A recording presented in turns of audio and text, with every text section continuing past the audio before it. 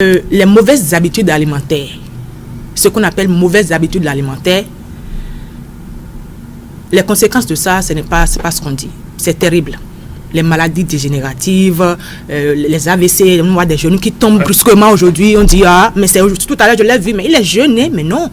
C'est la conséquence.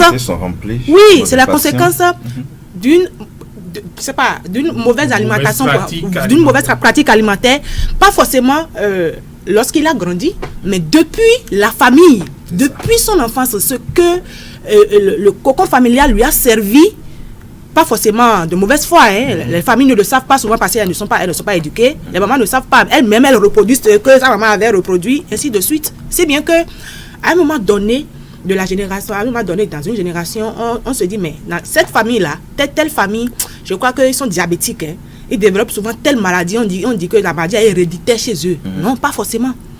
La maladie est simplement due aux pratiques alimentaires qui ont été perpétuées au fil des générations. Exactement.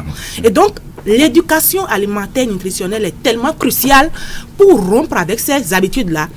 Lorsque ça va prendre, lorsque l'éducation alimentaire nutritionnelle va réellement prendre, vous allez remarquer que la famille qu'on étiquette souvent comme étant des diabétiques, vous allez remarquer qu'à un moment donné, il y aura une génération à partir de laquelle on ne va plus observer ce diabète-là.